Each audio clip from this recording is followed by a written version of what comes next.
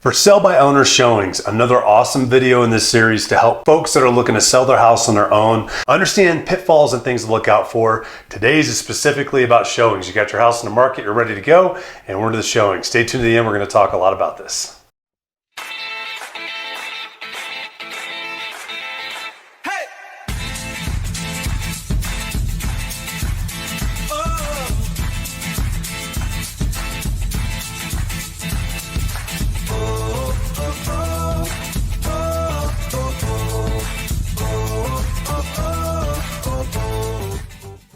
Hey guys, I'm James Dean, team leader of the James D. Mountain Homes team. Thank you so much for watching these videos. Just really quick before we get into the meat of this video, I just wanted to make sure if you haven't done so already, hit that subscription button down below, hit that notification bell. That keeps you updated on all the new videos that we have coming out weekly.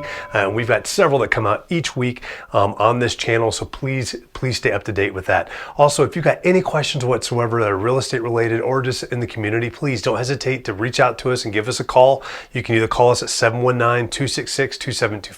You can text us to that number as well, or you can email us at info@jdmret.net. Please, whatever you got to do to get those questions to us, please ask. We're here to help. We're here to provide value to you and helping you make informed decisions, whether you're looking to buy or sell real estate or just typical questions for the community out here. We are local experts in this area and we love this area. So please reach out to us, and we hope you guys enjoy this video. So today we're here with Josie and we're talking about showings. So first, we're going to talk about some safety things because this is huge. You've got your house up for sale by owner, and we talked about in our last video too on the marketing side, you could get sign calls, you can get people that come up and see it. You can get people that see it on Facebook that aren't necessarily realtors, that are licensed with background checks, that are also vetting their folks that are coming through as well. So this is something that you absolutely need to take very seriously. You have no idea who could be coming through your home, especially if you're there by yourself. I mean, it is really doing it in the blind. So you need to make sure you protect yourself. And I want to really stress this as much as possible, because I mean, Josie, would you feel comfortable with somebody you never met coming off the street with you home alone and them just walking through your house? How comfortable would that make you feel? No, absolutely wouldn't make me feel comfortable at all. You know, people, we don't want strangers in our home that we don't know. So. Exactly.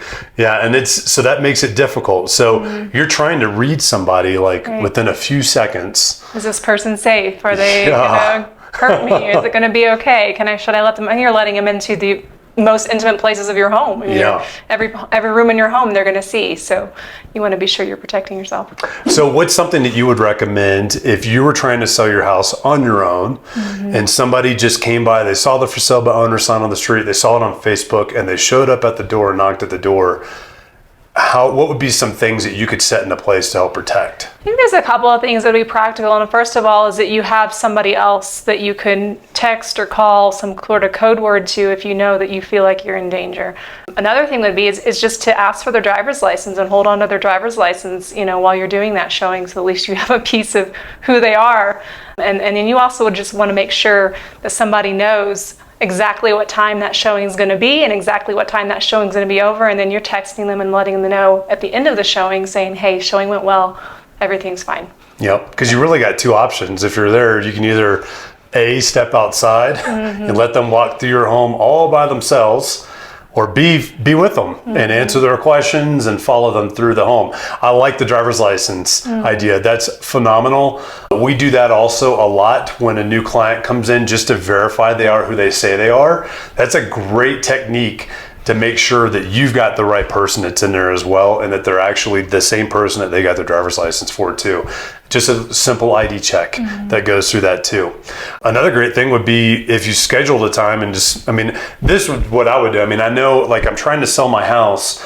If I'm home by myself and I just don't feel comfortable, I would just let them know, like, hey, we're just not ready to show right now. Could you come back in a couple hours and schedule a time with them to come through? You've got their name, you got their driver's license. You can do a quick Google search to make sure nothing's crazy with that person on there too. Yeah, that's good. But also being able to have somebody there with you, and calling a friend, a spouse, somebody, not a child, more likely, not a good idea, but another adult to be there with you, so that there's two of you there in the home with somebody else, which just provides a little bit more safety and security for you as well. So that's another technique too. So showings are very important. You definitely don't want to limit showings, and we tell our clients this too. we try to get everything set up, and we've got systems that we can use like Showing Time that allows us to put the different parameters folks can put in there. Only licensed realtors can access it and actually schedule those, and then the owner can actually approve those on there. But if they've got something going on, they could block it off too, so that way we don't have to worry about declining showings. Why is it not a good idea to decline a showing if you don't have to? If you decline a showing, you're potentially declining a potential buyer. I mean, they wanted to get in there and see your home, so this could be the one. And if you tell them no, they're probably not going to come back. So definitely set it up to where when someone contacts you, you can try to schedule a time with them. Yeah, absolutely. And some other things too, and this is kind of jumbling together because we don't, like when we're working with buyers, we don't do it like this. We qualify somebody before we start showing them through homes. But you really don't have that option as a for sale by owner. So you're literally qualifying them on your doorstep more than likely or on the phone. But some other important things too is how do you sift through the people that are just wasting your time and don't have the money to do it? It's by trying to get them qualified with how they're going to pay for the home. So what are some things they could do to actually show that somebody's able to pay for a house? I think it'd be important to have the conversation with them and ask them, you know, how do you plan to pay for it? That would be the first initial question. And then ask them to bring a pre-approval letter with them to the showing so that you can see that they have a bank-approved pre-approval letter. You know, if it's a cash offer, they're planning to pay for it in cash, they can get something from the bank verifying that they have that amount in the bank. And so they could bring that letter to you so that you can actually see that this, and you can have them email it to you ahead of time even so that you know that they're actually pre-approved before you're wasting your time showing somebody that is not at all pre-approved to buy your house. That's also another protection measure too, because somebody that's gone through that process is serious about buying. They're not just rolling down the street and seeing a for sale by owner and then wanting to go look at your house to see if they want to live in this town. They're not doing that so much. They could use open houses for that, but they're not doing that if you do that as a little bit of a perimeter to kind of set that in place. Other things, and I know Josie talked about this in the house prep, but things that are very, very important also, you know, set aside like making sure there's no personal photos and everything else in there, but it's also making sure like if you've got a gun safe, it's locked. You don't want to provide access to anybody, to anything that you have firearm wise or anything else. Valuables like diamond necklaces, stuff like that. Even if you're with them, you want to make sure all those things are locked up and not even in sight because you don't want to tempt somebody to come back through later as well and potentially try to steal from you. That would be terrible to have something like that happen. So definitely want to take this with a little bit of a grain of salt in a sense of like, yes, I want to sell my house. I've obviously got to show it because people are going to want to see it before they spend $500,000 or more on a home. They're going to want to walk through the house on there. So you're definitely going to have to show it and finding ways that really manages the risk to your best liking and your potential on that as well as you kind of go through it. But this is a huge section that it can either make or break you selling your house, plus keeping you safe at the same time, which is ultimately more important than selling your house on there too. Yeah.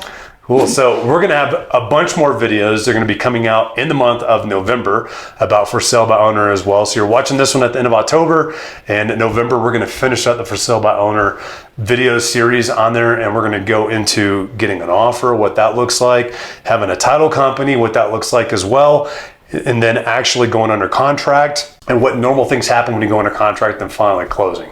So thank you so much for staying with us through this process. I hope you guys have enjoyed these videos. We're going to continue to give you some more information as we go through it. Guys, I really hope that you enjoyed that video. And once again, before you sign off, make sure you hit that subscription button, that notification bell down below. That will keep you updated on all the new videos that we have come out that are here to inform you and help keep you updated on what's happening here, both in the community and in real estate as well.